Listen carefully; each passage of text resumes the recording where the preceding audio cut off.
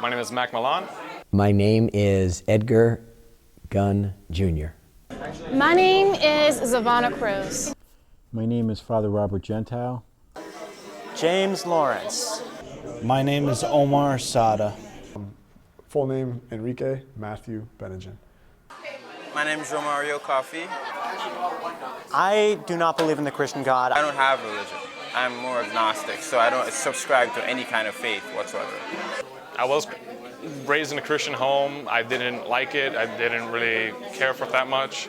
I believe there is something out there, but I can't really per se it's so. I believe whatever doesn't kill you can only make you stranger. Ultimately, I think that the truth is completely unknowable, but for me, I just don't see the existence of a God at this time.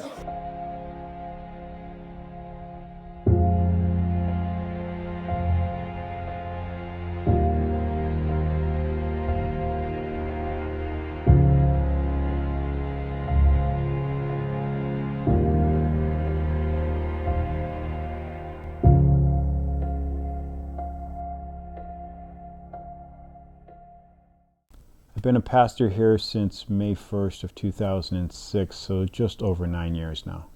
I'm a volunteer chaplain at Hampshire County Jail and Corrections in Northampton, kind of just walking with them through life in the jail setting. Life Church, we, when I say we, I'm talking about me and my wife. We started it in our home in 1990. Actually, for me, my journey has been since 22 and inviting Jesus into my heart. Some people say, well, you know, he's religious and I'm not. No, actually, everybody's religious because the core of religion is a set of beliefs. Everybody believes something, and I can prove it by their words, their actions. They put their time, talent, money, everything into what they believe. I'm more inconclusive when it comes to believing in the Christian God or any God specifically, because by definition, faith means believing in something when there's not enough reason to believe in it. But I believe in science. Well, not believing science, but I trust science, so I don't have enough evidence to be conclusive. People who believe in science, to the exclusion of belief in God, I feel like they're underinformed. I wouldn't say misinformed, because I don't reject all science. I think all accurate science is just man's understanding a little bit of how God has done what he's done. You know what's interesting about science? God is the God of science. There's nothing about science that God didn't create. This whole world was created, and science exists because of him. What is science? Science is understanding what God created and how it works, right? The difference is giving credit to where credit is due. My stance on evolution is really what the church's stance is, and which is to say that, you know, there seems to be this notion that there's a conflict between evolution and creation, and that doesn't necessarily need to be there. Evolution just suggests that a big bang took place, and from that bang a series of events happened that created the world and all that we know in it. My stance on evolution is that I just don't really believe in it, agree with it. Evolution does not give me a lot of hope. It doesn't answer a lot of difficult questions, metaphysical questions, but even also scientific questions. As evolution means the Big Bang theory is correct, that it just happened, that we came from gorillas, that our ancestors are monkeys. That's just not exciting. Many of the perspectives or positions that have been held by, historically, that have been held by much of science on evolution have actually been abandoned and even disproved by many within the scientific field itself, not even just from a religion, from the field of religion. And yet, many of these things are still taught and accepted as just commonly held truths. What I believe is so much more motivating, inspiring to know that I have a past connected with the God of the universe that says in Jeremiah 29:11 that I knew you when you were in the womb of your mother. Before you were even born, God in heaven knew you, predestined you, and has a purpose for you. Man, that's good news. That's inspiring. They believe in, like, if you don't follow these exact rules, you're not a child of God. To say that to not follow specific rules makes you not a child of God is not a complete or even fully correct statement. Not according to true Christianity. That's a religious spirit. Bottom line, it's what Jesus rebuked. It's a hard-line, mean-spirited, controlling, ungodly authority paradigm that's fear-based, that some leaders use to control people. The standard of living and whether or not you meet it is not what brings you into being a child of God. It's a free gift of life and relationship that God offers to anybody who would simply put their trust in Him. How I feel about female pastors is really more what the church feels about female pastors. At this point, Jesus, who was a revolutionary in his day, chose men to follow him and not women. And that's not to say that women are less than men. I think women have other roles in our lives, in our worlds. They can do things that men can't do. It doesn't make them better or worse. Yeah, women are called to be in ministry. It's just there's certain roles in terms of authority and in terms of leading the church and things like that that I don't believe God has called women to. But there's also certain things that God has definitely not called men to. Whether it's male or female, the real issue isn't gender. The issue is character. In the sanctuary, we love everybody. And my perspective of gay marriage is somebody was convinced that they were gay and they're not gay. And the reason I say that is because we were all created by God. And God, right at the beginning of Genesis, He says, go and multiply. Well, God could not have made anybody gay because you can't be gay and multiply. And just taking the biblical text at face value, I can't accept it. Scripture is very clear that God has created humanity, particularly gender, for certain reasons. The church believes that marriage is a sacred institution, and that institution has a basic purpose, which is to bring about the creation of children, to help individuals participate in God's creative plan and bring about offspring. And clearly, gay marriages can't do that. I view gay marriage and homosexuality in general as usurping that natural order that God has instituted. The problem with society now is they have accepted if you feel different, then you are gay.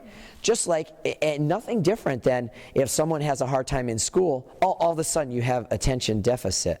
There has been labels put on people many times, I believe, from a lack of knowledge, but my heart is filled with love no matter what a person has chosen as an identity or as a behavior. That said, even though I'm opposed to it from a biblical perspective, and as a Christian, I don't think that that we should be involved in trying to impose those beliefs on people who don't hold to a Christian perspective. In other words, I don't expect non-Christians to live like Christians, and so I think people who don't believe are free to do what they want.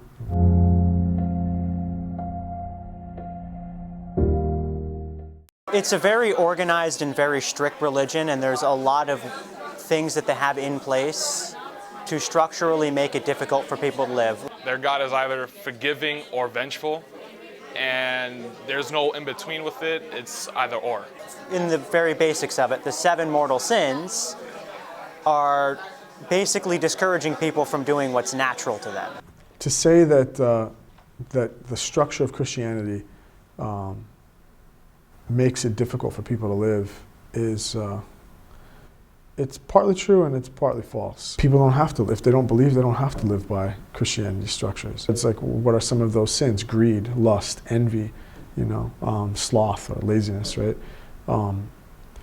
Most people, whether they're a believing, a theist, an atheist, an agnostic, or a believer of some other philosophy of religion, they would view those things as in a negative light, namely lust or murder or wrath or hate, envy, jealousy, all those things. If there's kind of this like broad consensus among humanity from wherever you're coming from that those things are negative, I don't know why that makes Christianity the bad guy.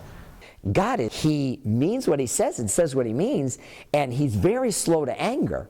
And if people go down a road that is like a cancer, like a tumor, that's going to end up destroying other people, he'll bring that to an end. But that's the same thing I would do as a father.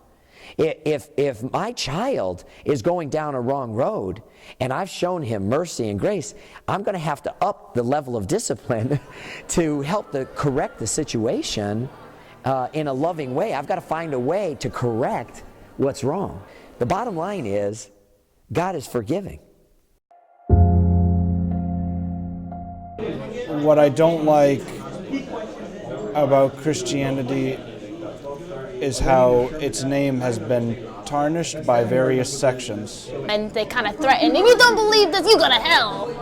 The Westboro Baptist Church needs serious prayer. They are not acting like Jesus. They are not speaking truth in love. God's given us rules of engagement. When I say engagement, I'm talking about our mouth. We are not supposed to engage our mouth until it's connected to the heart of God. And the things that they're doing, the things they're saying, and the actions have a spirit without love, and they remind me, unfortunately, of the Pharisees and Sadducees that were corrected by Jesus himself. And what was most shocking to me was seeing signs of, Christ, or God hates this group or God hates that group. That was disturbing to me, because hopefully my God doesn't hate. My God's a God of love. To have a God who can hate seems to be in direct conflict with a God of love. God has called Christians to personally not enter into certain kinds of behavior and things like that, but he doesn't call us to demonize other people who do. Rather, he's called us to love them and hold out through our actions and also through our words the glory and the goodness and the love of Christ, to properly communicate that and make it known that is something that God is offering to them as well. They're doing great damage in this culture. And someone says, well, what if you're wrong? Well, what if I'm right? I'm in a win-win position putting my faith in Jesus.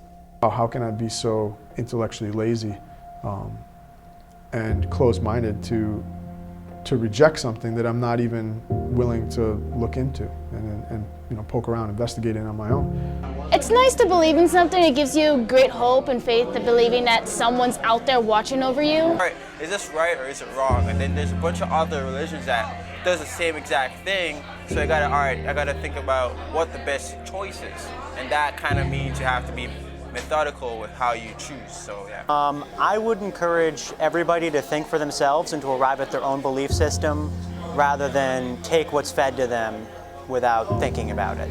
I would encourage people to wrestle with it and to not depend on somebody's just one single perception of Christianity or one single portrayal of Christianity, but rather to do their own homework and give it due diligence and really search, go to different churches, read the scriptures, pray, ask God to reveal himself if he's really there.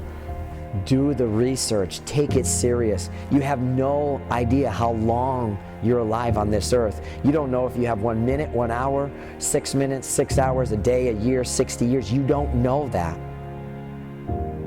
This is serious stuff. If there's a God at all, and if he is, who is he, what is he like, and what are the implications of that? Those are some of the biggest questions that somebody could ask. People should be asking these questions more often.